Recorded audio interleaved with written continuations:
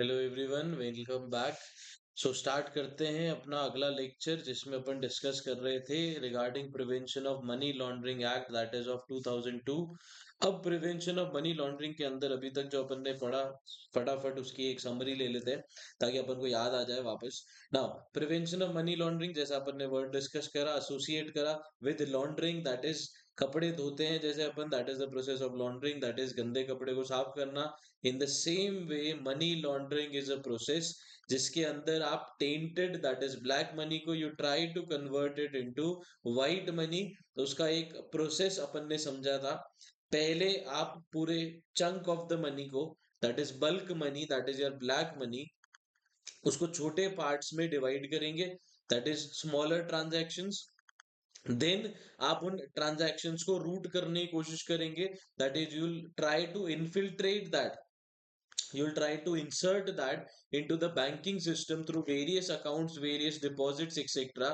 अब ये ट्रांजैक्शन आप चाहोगे जितने सोर्स से दूर हो, फॉर एग्जांपल आपने एक पर्टिकुलर सिटी में पैसा अर्न किया है, उससे दूर ये सारे ट्रांजैक्शन करोगे, दूसरी सिटी में हो सकता है, दूसरी कंट्रीज में भी, that are tax haven countries, वहां पर ये ट्रांजैक्शन करने की कोशिश करोगे। एंड इन द एंड आप ये सारा पैसा एक कॉमन सोर्स में रिसीव करके उसका यूटिलाइजेशन करने की कोशिश करोगे। By investment in various assets और परचेजिंग लग्जरी एसेट्स, आप कोशिश करोगे इस पैसे का इस्तेमाल करने का जिसके ऊपर कोई क्वेश्चन मार्क बाद में ना उठाया जा सके। ये सब अभी तक अपन ने पढ़ा था मनी लॉन्ड्रिंग के अंदर। साथ ही साथ अपन ने पढ़ा था कि मनी लॉन्ड्रिंग को रोकने के लिए अपन ने एक टास्क फोर्स बनाई थी, that was FATF, that is financial action task force, जिसका मेन ऑब्जेक्टिव था स्टैब्लिशमेंट से ही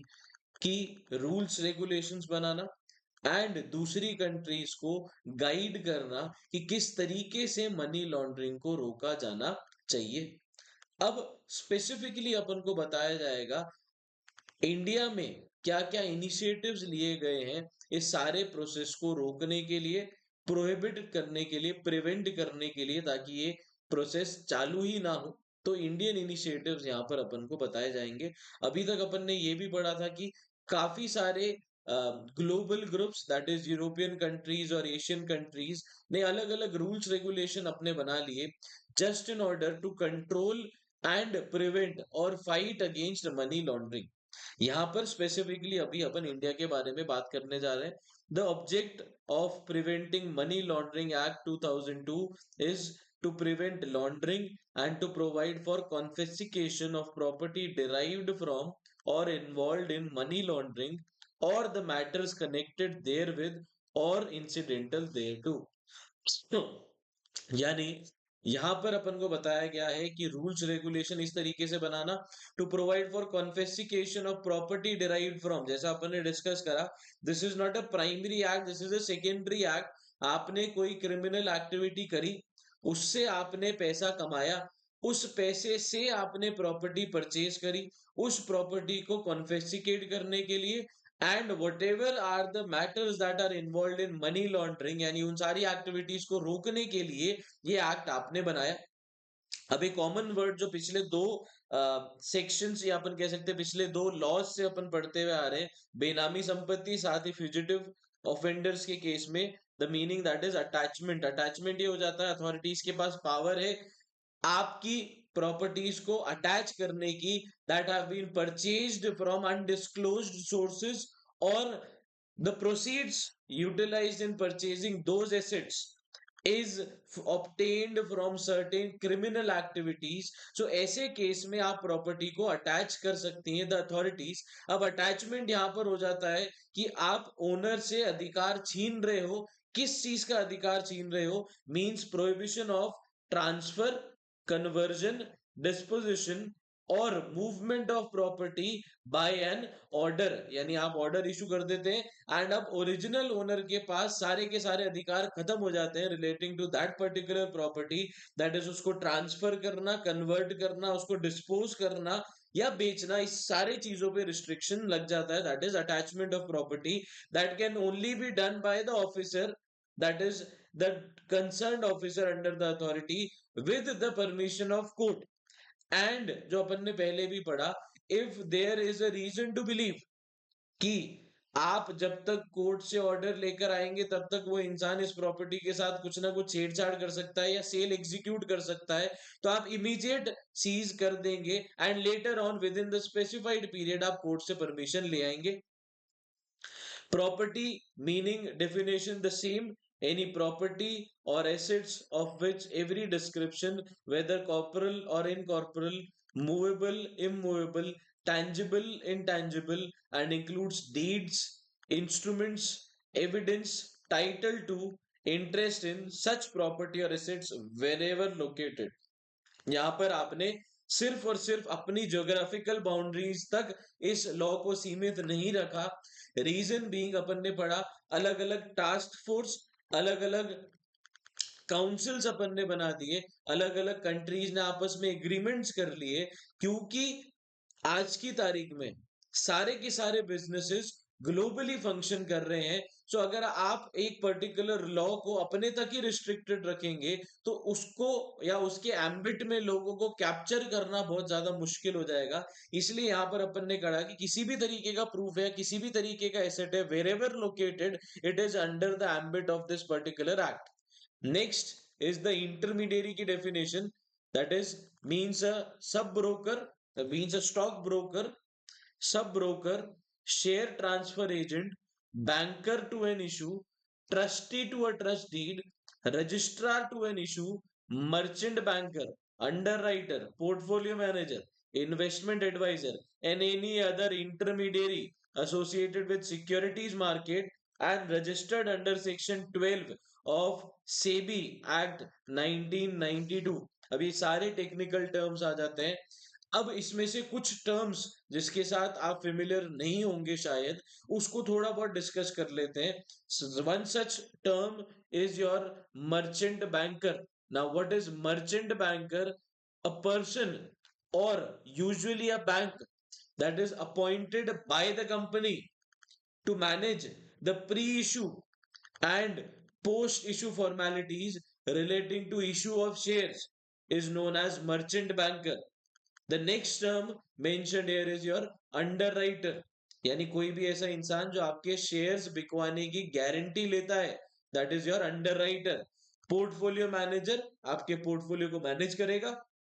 investment advisor advises you where to invest which are the most profitable avenues. ये सारे के सारे जो सेबी के साथ रजिस्टर्ड है वो इंटरमीडियरी की कैटेगरी के अंदर आएंगे। कुछ टर्म्स अपन डिस्कस कर रहे हैं। Next is your investigation, includes all the proceedings under this act conducted by director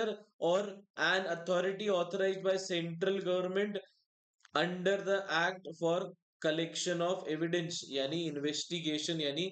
proceedings जो कैरी आउट की जाएगी किसके द्वारा की जाएगी? किसी इंसान के द्वारा की जाएगी। अब वो इंसान होगा कौन? That would be decided by the central government. ये सारी प्रोसीडिंग्स करने के लिए, एविडेंस कलेक्ट करने के लिए एक इंसान या ग्रुप ऑफ पर्सन और committee would be formulated, that would be decided by central government. जो अपन ने पहला टर्म पढ़ा दैट इज ऑफ अटैचमेंट, आपकी प्रॉपर्टीज को अटैच भी यही लोग करेंगे।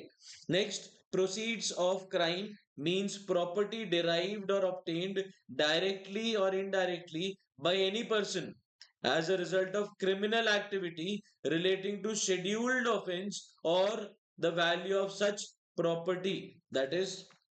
शेड्यूल्ड ऑफेंस जैसे अपन ने पहले भी पढ़ा है, that is more than 100 crore rupees. अगर आप ऐसा कोई ऑफेंस कर रहे हैं या ऐसा कोई ऑफेंस है 100 करोड़ से ज्यादा का valuation, that is a scheduled offence. Now proceeds of crime means किसी क्रिमिनल एक्टिविटी से जो भी आपके पास पैसा या प्रॉपर्टी आ रही है, इधर डायरेक्टली और इनडायरेक्टली, यानी आप डायरेक्टली वो काम कर रहे हैं किसी से करा रहे हैं बट पैसा आपके पास रूट होके आ रहा है as a result of such criminal activity relating to scheduled offense or the value of such property। Next, transfer includes sale, purchase, mortgage, pledge, gift, loan or any other form of transfer of right, title, possession और lien। ये सारी चीजें transfer के अंदर include की जाएगी।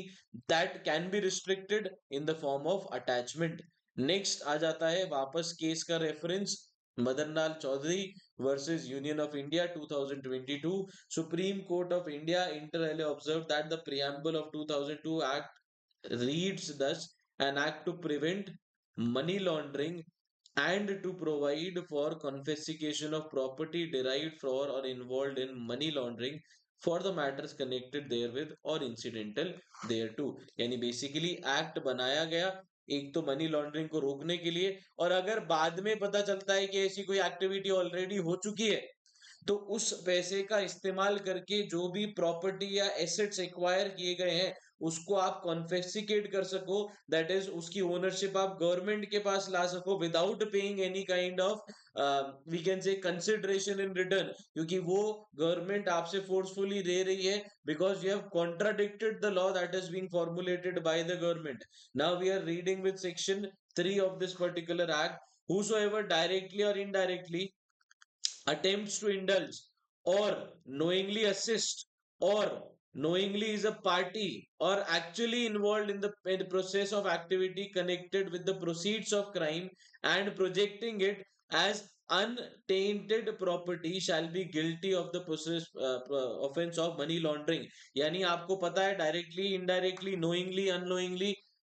अगर आप अननोइंगली के केस में आपको प्रूफ करना पड़ेगा कि आपको इसके बारे में कोई नॉलेज नहीं थी, अगर आपका नाम कहीं पॉपअप हो जाता है तो knowingly if you are a party और you are a helping party connected with the proceeds of crime and projecting it as untainted property, यानी आपको पता है ये टेंटेड मनी से खरीदी हुई प्रॉपर्टी है and you are projecting it in front of the authorities, यानी आप अथॉरिटीज को बता रहे हैं कि ये हमारे व्हाइट मनी से परचेज की हुई प्रॉपर्टी है and later on it is discovered that ये ब्लैक मनी से अर्न की हुई पैसे से खरीदी हुई प्रॉपर्टी है, shall be guilty of an offence, ऐसा इंसान के अगेंस्ट में एक्शन लिया जा सकता है under this particular act. Next is section 4 that is of punishment. Whoever commits the offense of money laundering shall be punishable with rigorous imprisonment for a term which shall not be less than 3 years, but which may extend to 7 years, and also liable to a fine which may extend to 5 lakh rupees। 3 साल से लेकर 7 साल तक की सजा and fine for rupees 5 lakh rupees in case of any offense specified under the Narcotic Drugs and psychotropic substances act imprisonment में extend to 10 years। यानी आप ड्रग्स की डीलिंग क्रिमिनल एक्टिविटीज में भी वेरियस कैटेगरीज आर इन्वॉल्व, अगर आप specifically narcotic drugs या ऐसे कोई भी सब्सटेंसेस में डील कर रहे हो जिससे आप पैसा कमा रहे हो जिसको आप कन्वर्ट करना चाह रहे हो into form of white money, तो ये सजा जो पहले 3 से 7 साल थी normal cases of money laundering के अंदर वो अब बढ़ के 10 साल तक भी हो सकती है if you are dealing in narcotic drugs. A person shall be guilty of offense of money laundering if such person is found to have directly or indirectly attempted to indulge or knowingly assisted, assisted means helped, or knowingly is a party or actually involved in one or more of the following processes or activities connected with proceeds of crime, namely concealment यानी छुपाना, possession यानी उसके पास वो चीज मिली, acquisition यानी खरीदना, use इस्तेमाल करना, and projecting as untainted property और claiming as untainted property in any manner whatsoever. यानी आप जानते हुए डायरेक्टली या इनडायरेक्टली किसी भी ऐसे प्रोसेस में इन्वॉल्व है जो क्राइम से रिलेटेड है, अब वो क्राइम छुपाना हो, क्राइम करना हो, उसका पैसा आपके पास हो, आपने यूज किया हो एंड प्रॉपर्टी खरीद के आपने उसको अनटेंटेड प्रॉपर्टी बताया तो आपके अगेंस्ट में एक्शन लिया जाएगा। You should be you would be considered as guilty under the particular act. The process or activity connected with the proceeds of crime is a continuing activity and continues till such time a person is directly or indirectly enjoying the proceeds of crime by its concealment or possession और acquisition. ये same definition अपन ने जो पढ़ी वो यहाँ पे same to same रहेगी, यानी proceeds the process of act और activity connected with proceed of crime is a continuing activity and continuous, यानी एक से दूसरा काम अगर आप करते जा रहे हो वो सारी इवेंट्स इस पर्टिकुलर एक्ट के अंदर कवर किए जाएंगे जो कि गलत माने जाएंगे। यानी आपने एक गलत काम करा उसको छुपाने के लिए भी जितने सारे काम करे वो सारे इसके अंदर एज अ क्राइम ही माने जाएंगे, क्योंकि उसका सोर्स ऑफ इनकम जो था that was black money, and उसको इस्तेमाल करके आपने जो भी चीजें करी, जैसा अगर अपन सिंपल से एग्जांपल के थ्रू समझना भी चाहें, आपने क्रिमिनल एक्टिविटीज के थ्रू पैसा कमाया, आपने एक प्रॉपर्टी परचेज करी, प्रॉपर्टी परचेज करना कहीं पे भी इलीगल नहीं है, बट क्योंकि वो पैसा जो आप लेकर आए for purchase of the property is tainted money means black money, तो उससे रिलेटेड, वो सारी चीजों से रिलेटेड, जब तक वो ट्रांजैक्शन, जब तक वो पैसे से ली हुई चीजें कंटिन्यू करती रहेंगी, तब तक ये एक्ट आपके साथ कनेक्टेड रहेगा। Next, attachment of property involved in money laundering, where the director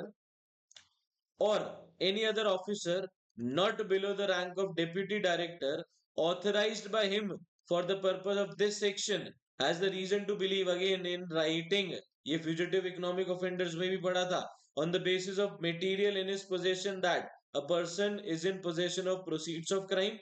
such person has been charged of having committed a scheduled offense 100 crore से ज्यादा, such proceeds of crime are likely to be concealed, transferred, or dealt with in any manner which may result in frustrating any proceeding relating to confiscation of such proceeds of crime under this chapter। जहां आपको लगता है कोई भी ऐसा transaction हुआ है जिसमें एक पर्सन के पास proceeds of crime है, and that person is assumed by you to have committed a scheduled offense, scheduled offense यहाँ पर हो जाएगा 100 करोड़ से ज्यादा का अगर ऑफेंस इंक्लूडेड है तो वो शेड्यूल्ड ऑफेंस की कैटेगरी के अंदर आएगा। Such proceeds of crime are likely to be concealed, transferred, किसी भी तरीके से आप कोशिश कर रहे हो अवॉइड करने की confiscation, so in that particular case आपकी प्रॉपर्टी अटैच की जा सकती है। he may by order in writing provisionally attach such property for a period not exceeding 180 days from the date of order in the manner provided in second schedule of income tax act 1961, and the director and other officers so authorized by him as the case may be shall be deemed to be the officer under sub rule 1 of the schedule। यानी maximum जितना time period provisional attachment करने का है that should be 180 days। Every order of attachment shall cease to have effect after the expiry of 90 days from the date of order, or the date of order made by the administrator officer finding that the person interested is not preventing from the enjoyment of such property, person interested in relation to immovable property। इसका मतलब ये हो जाता है अगर किसी भी इंसान का रेजिडेंस है for example, every order of attachment shall cease to have effect after the expiry of 90 days from the date of order, or the date of order made by administrating officer जो ऊपर appoint किया गया, finding the person interested is not prevented from enjoyment of property attached। यानी अगर वो वहां पर रह रहा है तो आप उसको खाली नहीं करवा सकते। person interested in immovable property includes all person claiming or entitled to claim any interest in the property, the director or any other officer who provisionally attaches any property shall within the period of 30 days file such attachment, file a complaint stating the facts of such attachment before the adjudicating authority। यानी अगर आपने provisionally attach कर लिया है 30 दिन के अंदर, अपन ने जैसा डिस्कस करा, आपको लगता है कहीं वो पर्टिकुलर पर्सन उस पर्टिकुलर प्रॉपर्टी को डिस्पोज ऑफ ना कर दे, आप अटैच कर लोगे 30 दिन के, अगले 30 दिन के अंदर अटैचमेंट के बाद नोटिस, आप कंप्लेन फाइल करोगे, आप फैक्ट स्टेट करोगे कि आपने ये चीज को अटेस्ट क्यों किया। Next is your section 6, that is adjudicating authority. Section 6 empowers the central government के पास पावर है तीनों एक्ट्स के अंदर जो अभी तक डिस्कस करे, by notification one or more person not below the rank of joint secretary to the government of India as the adjudicating authority to exercise jurisdiction powers and conferred under this particular act। So joint secretary to the government के पास powers है ये सारी की सारी चीजें करने की, attach करने की, प्रोसीडिंग्स चालू करने की। नेक्स्ट एडजुडिकेटिंग अथॉरिटी आ गई, अब वो क्या करेंगे, डिसीजन देंगे, that is your adjudication on receipt of complaint और application. if the adjudicating authority has the reason to believe that any person has committed an offense, यानी उनको लग रहा है कि सामने वाले इंसान ने ऑफेंस कमिट किया है under section 3 or is in possession of proceeds of crime, it may serve notice of not less than 30 days, यानी 30 दिन का टाइम देकर आप नोटिस इशू कर दोगे. Such person calling him to indicate the sources of his income, earning or asset, out of which or by means which he has acquired the property attached or seized, the evidence on which he relies, and other relevant information and particulars, and to show cause why all or any of such property should not be declared as the property involved in money laundering and confiscated by the central government. Where an order of confiscation has been made, Section 8, in respect of any property, all rights and title of such property shall absolutely vest with central government free from all encumbrances यानी charges. अब इसकी summary समझते हैं. अगर officer को, adjudicating authority को ऐसा लगता है कि आपने कोई ऐसा क्राइम कमिट किया है या फिर आपके पास प्रोसीड्स ऑफ क्राइम है, तो वो आपको नोटिस इशू कर सकते हैं एंड आपको 30 दिन का मिनिमम टाइम दिया जाएगा जिसमें आपको जवाब देना पड़ेगा कि ये पैसा आपके पास आ कहां से रहा है जिससे आप ये पर्टिकुलर प्रॉपर्टी खरीद रहे हैं. एंड तब तक अगर अथॉरिटीज चाहे तो आपकी प्रॉपर्टी को अटैच कर सकते हैं. अब यहाँ पर इंपॉर्टेंट पॉइंट ये आ जाता है, अटैच होने के बाद, कॉन्फिस्केट होने के बाद, सारी की सारी rights regarding that particular property goes to the central government free from all encumbrances, यानी अब उसके ऊपर कोई भी तरीके का चार्ज वैलिड नहीं रहेगा. फ्री फ्रॉम ऑल चार्जेस ये प्रॉपर्टी सेंट्रल गवर्नमेंट के पास आपकी चली जाएगी. According to section 8 subsection 2, the adjudicating authority shall, after considering the reply, if any, to the notice issued under subsection 1, hearing the aggrieved person यानी जिसके ऊपर इंजाम लगाए, and director इंजाम लगाने वाला, or any other officer authorized by him on his behalf यानी deputy director basically, taking into account all relevant material placed on records before him by an order, record the finding whether all or any of the property referred to the notice issued under subsection 1 are involved in money laundering, provided that if any property is claimed by a person other than a person to be whom notice is issued, such person shall also be given an opportunity of being heard to prove the property has not been involved in money laundering. यानी अब हुआ ये, according to section 2, अगर सामने वाली party से, जैसे आपने 30 दिन का नोटिस देके उसको बोला कि आप जवाब दीजिए एंड प्रूव कीजिए कि हमारे हिसाब से जो हम आपके ऊपर इंजाम लगा रहे हैं on the basis of facts that we have कि ये पर्टिकुलर प्रॉपर्टी या ये पर्टिकुलर पैसा is out of illegal transaction और क्राइम की प्रोसीड्स है, आप प्रूव कीजिए कि नहीं है. So considering the reply to the notice if it is received from the party, the hearing of aggrieved person and the director, taking into account all material facts that are placed before them, an order should be passed and record a finding whether all the properties referred to in subsection 1 are involved in money laundering or not. And काफी बार ऐसा हो जाता है, कुछ extra properties भी attach हो जाती है, कुछ एक्स्ट्रा पर्सन भी इन्वॉल्व हो जाते हैं. सो ऐसा नहीं है कि आप उनको बिना सोचे समझे सीधा गिरफ्तार करके ले आएंगे. You will give them opportunity of being heard to prove that they are not associated with any kind of activity that is related to money laundering. Next is your section 8.3 provides that where adjudicating authority decides under subsection 2 that any property is involved in money laundering, he shall by an order in writing confirm the attachment of the property made under subsection 1 or retention of property on record seized and frozen under subsection 17-18 and record the finding to that effect whereupon such attachment or retention or freezing of property record shall.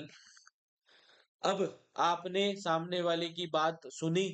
आपको लगा उसकी बात सेटिस्फैक्टरीली नहीं है, यानी court या authority satisfied नहीं है कि जो भी क्लेम्स उसने सबमिट करे, जो भी रिस्पॉन्स उसने सबमिट करा वो सही है, they can attach the property and retain the property, freeze the property, section 17 और सेक्शन 18,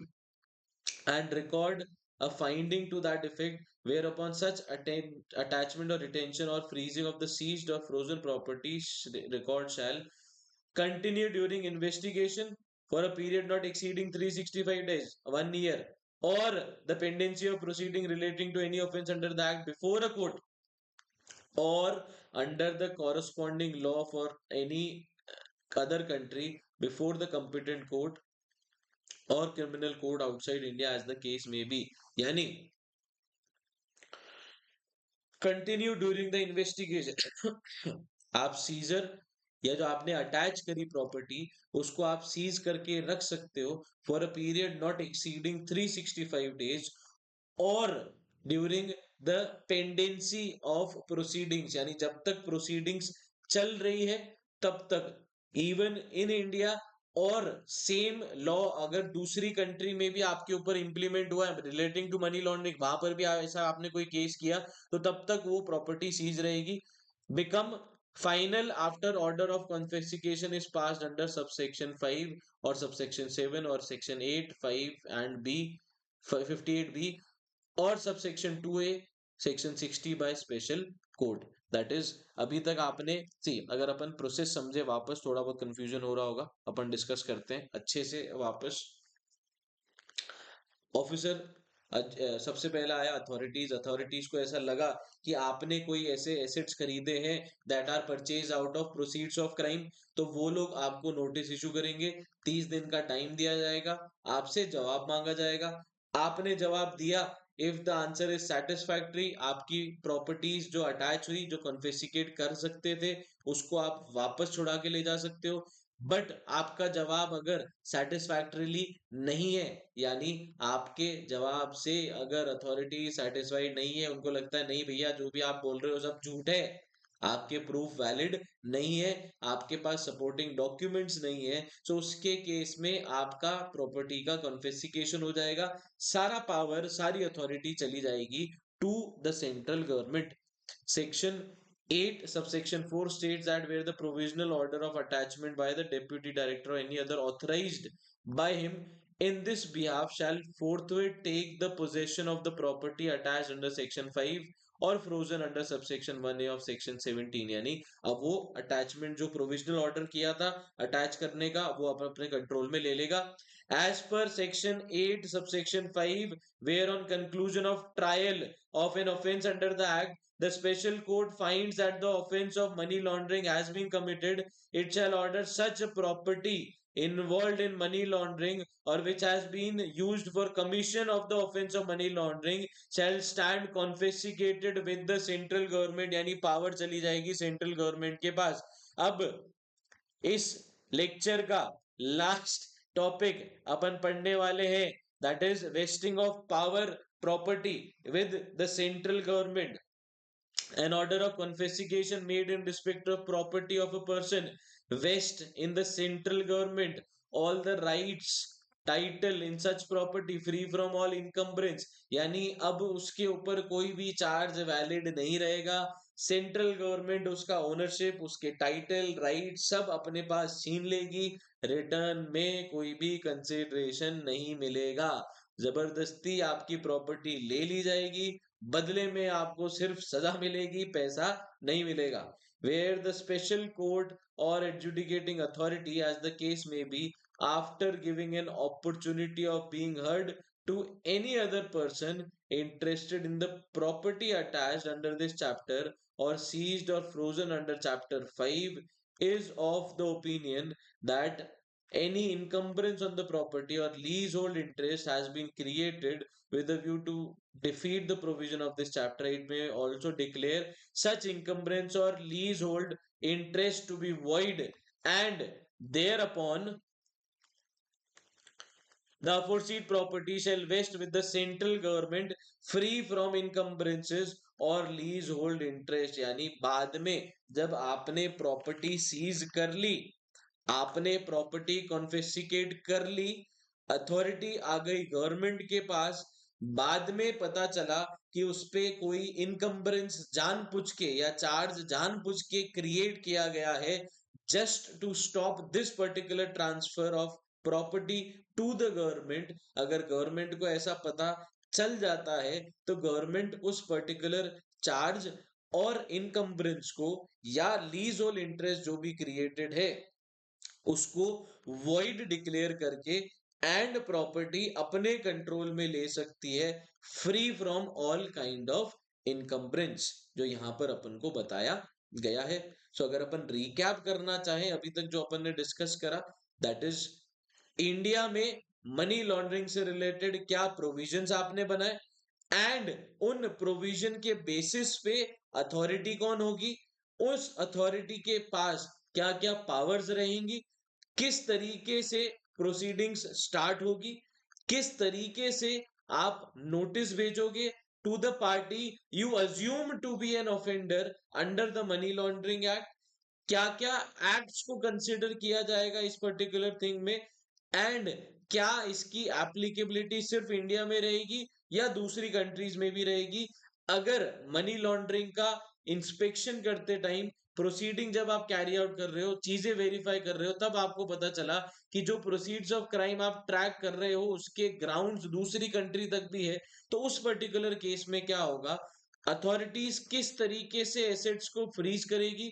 किस तरीके से एसेट्स को कॉन्फिस्केट करेंगी, वो सारी की सारी चीजें यहां पर अपन को इस पर्टिकुलर लेक्चर के अंदर बताई गई है। तो ये कंप्लीट होता है अपना second lecture relating to prevention of money laundering act of 2002।